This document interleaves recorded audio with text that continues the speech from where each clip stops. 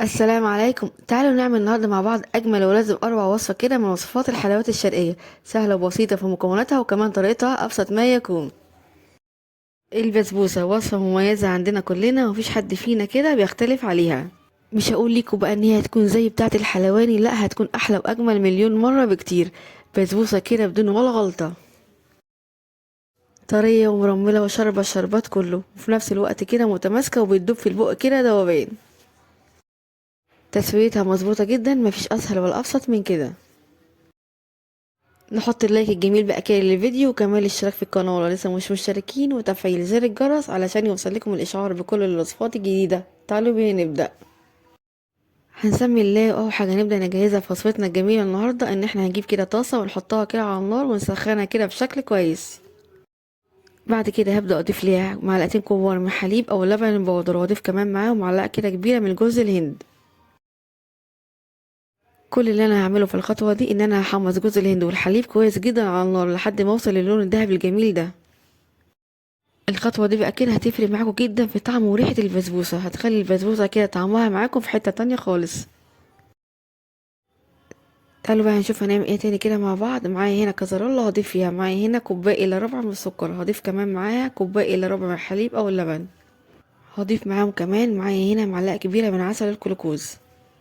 لو مش متوفر عندنا عسل كلوكوز ممكن نستبدله معلقة كبيرة من عسل النحل او معلقة كبيرة كده من شربات الكنافة التقيل. بشكل بسيط هنجيب بقى المضرب اليدوي وهقلب بقى المكونات دي كده حوالي كده دقيقة قبل ما ابدأ ارفعها على النار. مجرد يا جماعة ما نرفع المكونات الجميلة دي كده على النار، اول بس ما السكر يدوب معانا او يدوب معانا كده تماما هنطفي عليها النار. يعني مش هنوصل هنا درجة الغليان، مجرد بس السكر يدوب معانا تماما هنطفي على الخليط الجميل ده كده النار ونسيبه بقى لحد ما يهدى او يبرد معانا تماما. وده كده هيكون شكل الخليط معانا بعد السكر ما داب معانا تماما. هسيب بقى كده الخليط الجميل ده كده لحد ما يهدى معانا تماما. تعالوا بقى نشوف الخطوة الجاية تكون عبارة عن ايه. معايا هنا نص كيلو من دقيق السميد او دقيق سمولينا، بيتباع كده عند اي عطارة او اي سوبر ماركت. هبدأ اضيفها كده على الدقيق اللبن البودر اللي احنا حمصناه مع الجوز الهند قبل شوية. هقلبهم بقى كده كويس جدا مع بعض لحد المكونات دي كده تندمج مع بعض بشكل كويس. الاضافة دي يا جماعة كده بقى مميزة جدا، هتديكي طعم وريحة ولون حلو جدا اوي للبسبوسة. وبالذات الطعم بقى هيكون في حتة تانية خالص. جربوها وان شاء الله تعجبكم. بعد ما قلبتهم مع بعض بشكل كويس هبدأ اضيف هنا السمنة. معايا كوباية الا ربع من السمنة.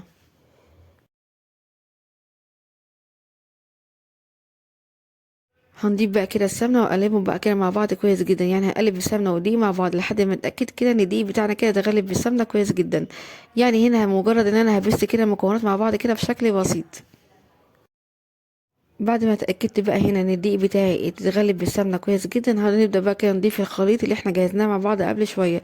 اهم خطوه برضو كده هنا ان احنا الخليط بتاعنا ده كده يكون بارد، يعني ما يكونش ساخن.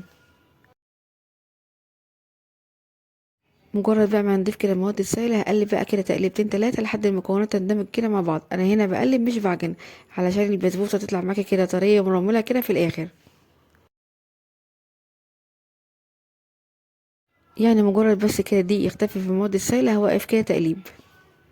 بعد كده هبدأ اجيب كده صينية وادهنها كويس جدا بالسمنة. الصينية اللي موجودة معايا هنا النهاردة مقاسها كده 30. بعد ما دهنت الصينية بتاعتي بالسمنة كويس جدا هنبدأ بقى نضيف كده خليط البسبوسة ووزعه كده في الصينية بشكل كويس.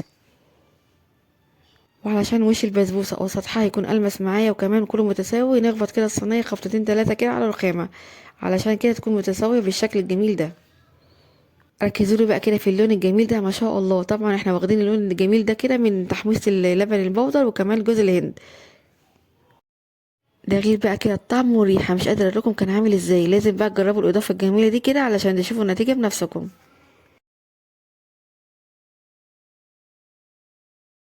قبل بقى ما ابدا ادخل الصينيه بتاعتي كده الفرن ضفت لها كده لوز مقشر. اي نوع مكسرات موجود عندك استخدميه، المتوفر موجود عندك استخدميه.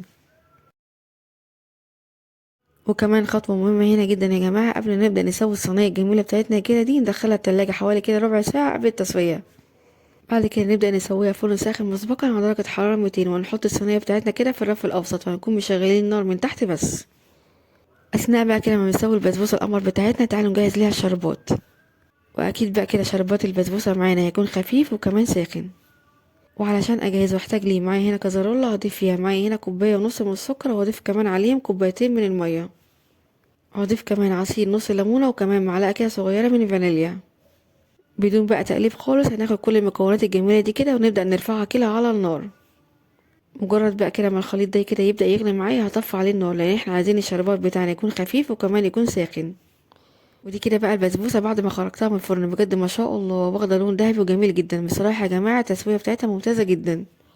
والبسبوسه بقى اخدت معانا كده وقت قد ايه في الفرن؟ اخدت كده حوالي 35 دقيقه.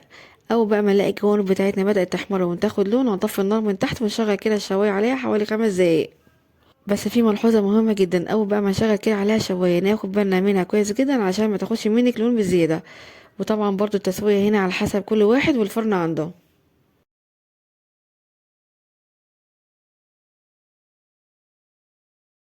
او بقى ما نخرج البسبوسه القمر كده من الفرن وهي سخنه، هنسقيها بقى بالشربات وهو كمان يكون ساخن.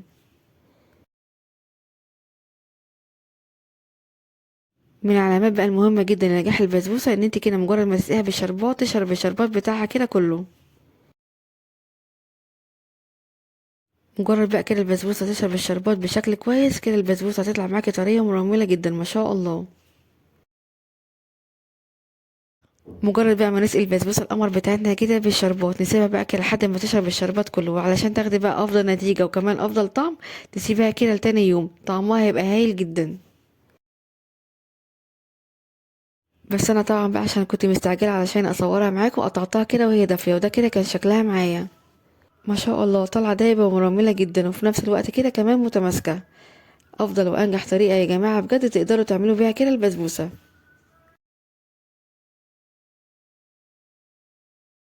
البسبوسه بقى كده ليها طرق كتير وكمان اشكال مختلفه، بس بصراحه الطريقه دي كده كانت احلاهم وكمان اجملهم.